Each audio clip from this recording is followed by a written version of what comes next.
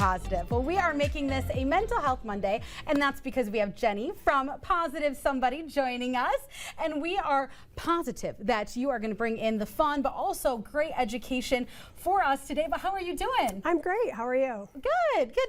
Especially on the smugginess, we are finding ways to be positive. But as someone who loves to focus on the positive, it can be hard.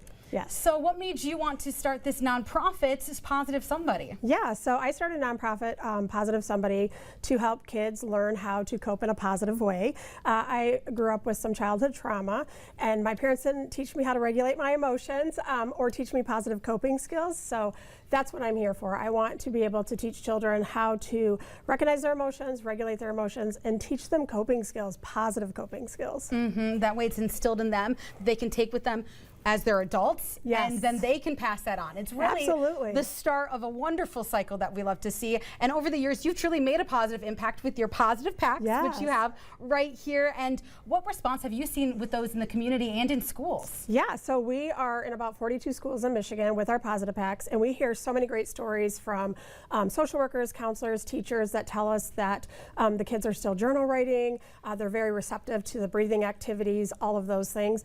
They always come back for more, so they want to have positive packs more in their school. So we're excited. And that's incredible. 42 schools. Yeah. Yep. Oh my gosh, that's something to be very, very proud of. Yes. And what's nice is that you're going to able to kind of continue that reach, especially this Wednesday. Yes. Because people can see those packs and so much more at an event. It's a nice little thing. I love having events during the week too, because we I think especially in the summer, we need to keep going out there. You know, we can have more fun, not just on weekends. But tell us what we can expect this Wednesday. Yeah, so we have been trying to have events more in the community. We want to meet people where they are. So we're partnering with like local businesses. We're going to parks, different things like that. So we have a come meet us at Slater Park in Lansing, and it's basically all of our activities. Come decorate a journal, come make a sensory bottle, all of those things.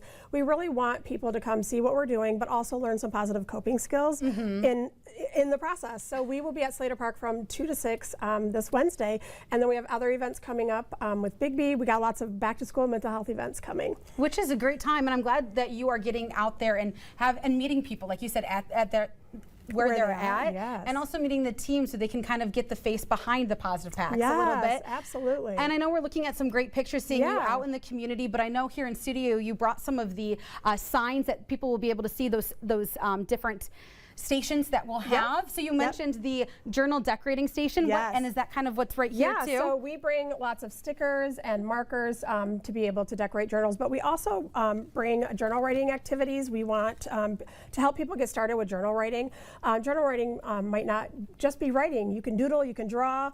There's lots of ways that you can process your emotions, and so we really just want to tell people all about it and give them the right tools and resources. I love that, and I think this is great that your kid, like you can bring your kids to this event, but I think like the parents can learn not only for habits for their kids, but also habits for themselves. Yes, absolutely. I really like We're here for the whole family. Right, exactly. Because I think sometimes people do kind of get stuck on journaling because they're like, I don't know what to write, I don't know what to do. But doodling is a great way to get those emotions out. So I'm glad that not only have you are kind of showing the journals but also how to use them. Yes, that's very important. And we have other items too. We do make sensory bottles. We have breathing activities. We decorate sleep masks because we talk about nutrition, hydration, and sleep is so important for mental health. So we really try to make it the whole body wellness really factors into mental health. Absolutely. Well, all of that can take place, like you mentioned, tomorrow, Slater Park, 2 to 6.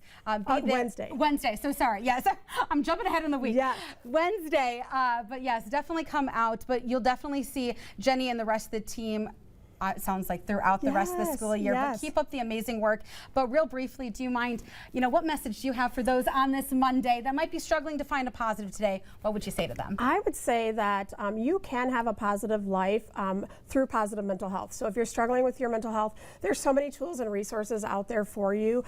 Just reach out and learn about those. And not one thing works for everybody, so just make sure you're looking for something that works best for you. So you deserve to have a positive life. Absolutely. Well, we are positive that we're so thankful for you. Thank you so much for everything that you do for our community. Well, the positivity and fun continues here on